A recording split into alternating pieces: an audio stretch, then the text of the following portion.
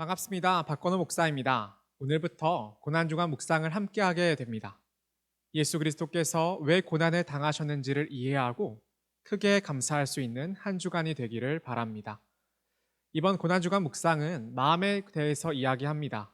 우리가 어떤 마음을 품고 살아야 하는지를 배울 수 있게 되기를 바랍니다. 함께 말씀을 같이 봉독하시겠습니다. 말씀은 마가복음 11장 1절부터 18절입니다. 저와 한 목소리로 함께 읽으시겠습니다.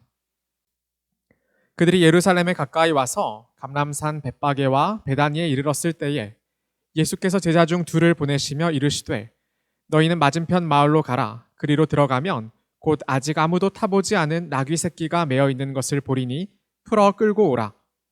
만일 누가 너희에게 왜 이렇게 하느냐 묻거든 주가 쓰시겠다 하라. 그리하면 즉시 이리로 보내리라 하시니 제자들이 가서 본즉 나귀 새끼가 문 앞 거리에 매어 있는지라. 그것을 푸니 거기 서 있는 사람 중 어떤 이들이 이르되 나귀 새끼를 풀어 무엇 하려느냐 하매 제자들이 예수께서 이르신 대로 말한대 이에 허락하는지라.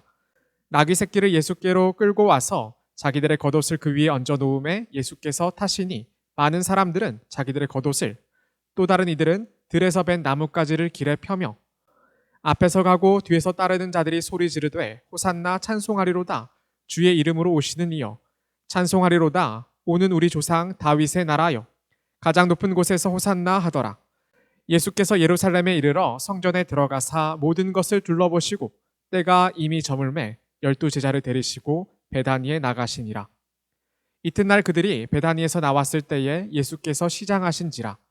멀리서 잎사귀 있는 한 무화과 나무를 보시고 혹 그 나무에 무엇이 있을까 하여 가셨더니 가서 보신즉 잎사귀 외에 아무것도 없더라.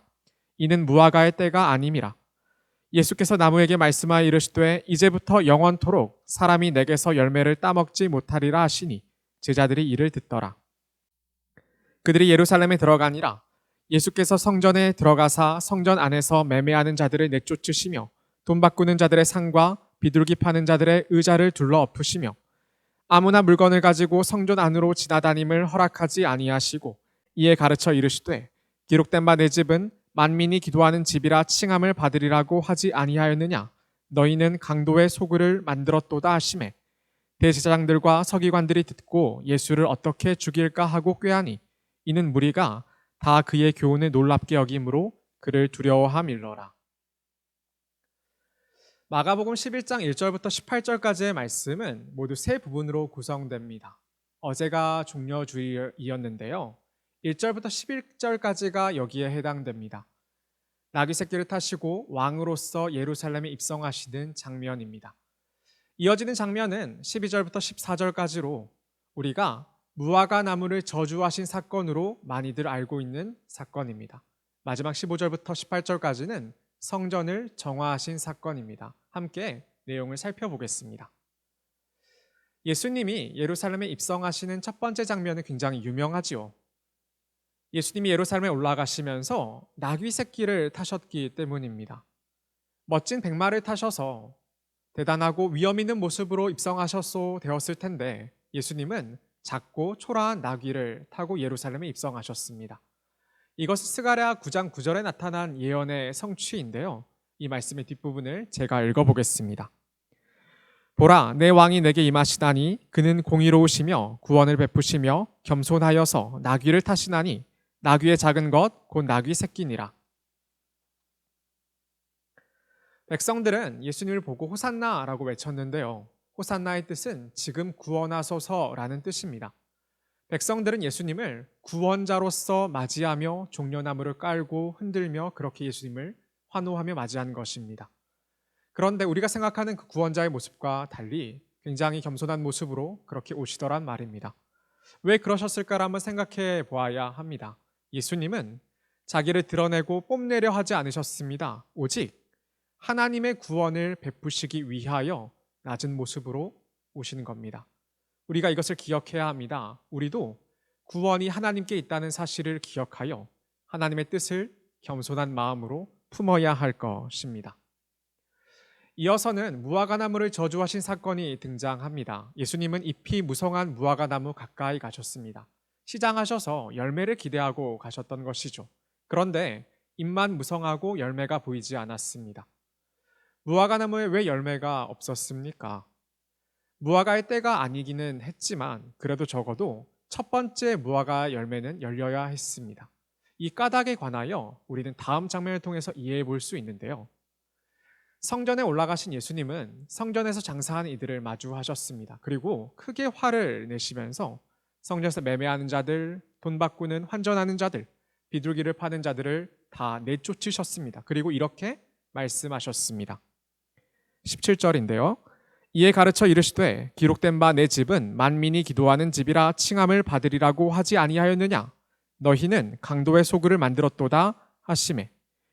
예수님은 유대인들이 성전을 기도하는 집이 아니라 강도의 소굴로 만들었다면서 크게 화를 내셨습니다. 이 표현을 비교해 보아야 합니다. 기도하는 집이 아니라 강도의 소굴이 된 것이죠. 하나님께서는 성전을 기도하는 집으로 주셨습니다. 만민이 하나님께 나와 하나님을 의지하여 하나님께 구원을 얻게 되는, 하나님을 사랑하여 구원을 바라는 겸손한 표현이 여기에 나타나게 됩니다. 그런데 지금 성전은 어떤 곳이 되었냐면 장사하는 집이 되었습니다.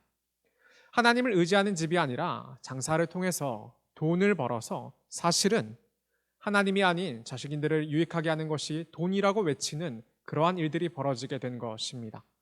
강도와 같은 모습으로 성전이 하나님의 집이 아니라 자기들이 하나님의 집을 강도의 모습으로 더럽혀 버린 것이죠. 이들은 겉모양은 하나님을 의지한다고 말하지만 결국에는 잎만 무성하고 열매를 맺지 못하는 무화과 나무와 다를 바가 없었던 것입니다. 겉으로는 하나님의 백성이지만 결국에는 하나님이 아닌 내 힘과 내 돈과 내 능력을 의지하는 것은 아닌가 생각해 보아야 합니다. 오늘 말씀을 묵상하면서 우리가 기억해야 하는 포인트가 있습니다. 첫째는 우리가 예수님을 모시는 성전이라는 사실입니다.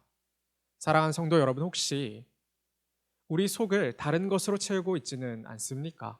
다른 것에 가장 중요한 것을 내주고 있지는 않습니까? 깊이 생각해 보시기 바랍니다.